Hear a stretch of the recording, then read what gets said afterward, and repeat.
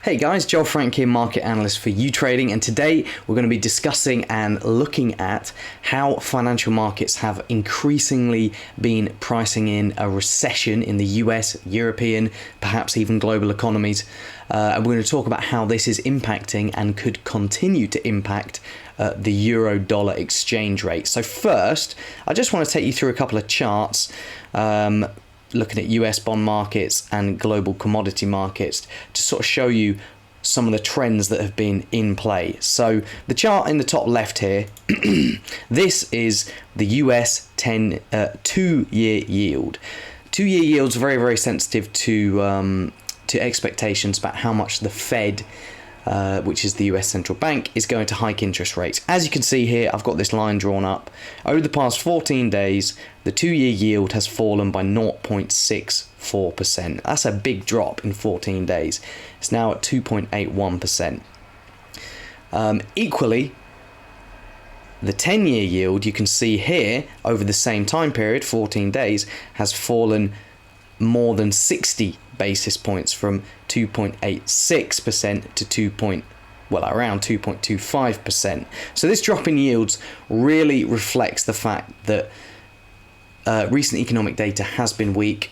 Consumer data, confidence, consumer spending data, and there is a growing anticipation that the US economy might be already in a recession, or a recession is coming very, very soon. So that's why these yields have been falling, to reflect the expectations that in the long run, the Fed isn't going to have to do as much tightening to control inflation, because a recession is deflationary anyway, because, you know, when people have less money, they can't spend as much, which means that, you know, people trying to sell stuff have to reduce their prices. Pretty much, it's deflationary.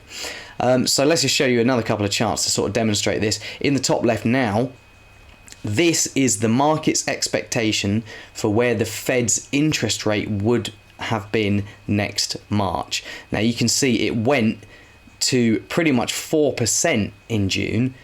That's markets were expecting the Fed to have risen interest rates to 4% by next March. That was what they were markets were thinking in June, but that's now dropped around 75 basis points in just the last 14 days. See, this pullback syncs up with this drop in the 2-year yield.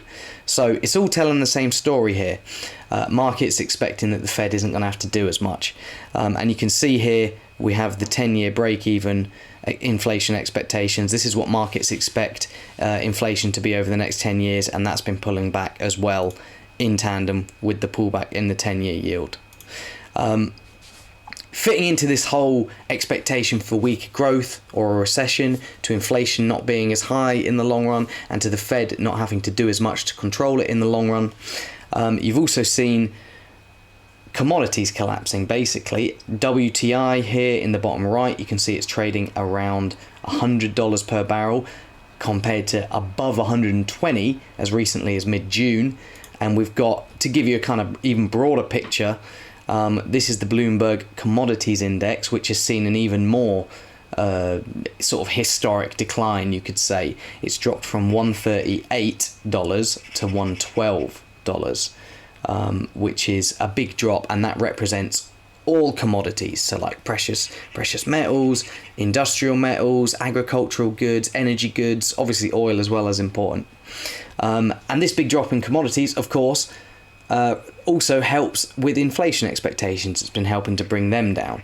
But anyway, how has all of this been affecting euro-dollar? Well, you might think, oh, markets are expecting less tightening from the Fed because, you know, people aren't as worried that inflation is going to stay as high, and people are worried about a recession in the US, so wouldn't that mean that the dollar would weaken? Well, that has not been the case. I've got the euro-dollar here zoomed out. We're on weekly candlesticks, and you can see this week has been a historic week for euro-dollar.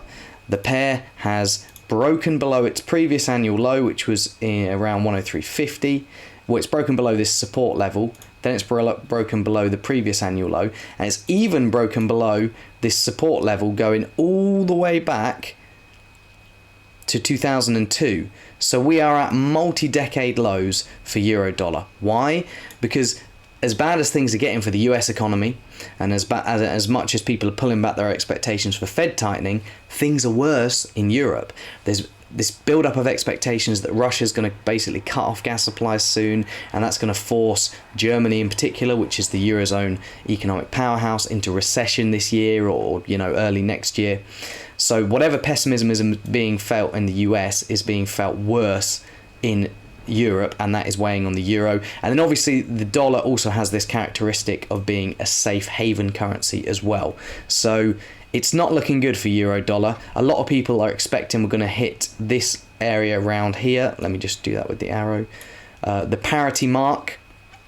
And there's no reason why euro dollar can't go below parity. Technically speaking, the next significant area of support now, because if you go all the way back to the early 2000s and have a look, there isn't really much support until you hit 0.96. So potential for further big declines in euro dollar. We're at historic levels, and it all just depends on how bad things are in Europe versus how bad they are in the US. And at the moment, things are favouring the US. Hope you enjoyed the video, guys, and I will see you all in the next one.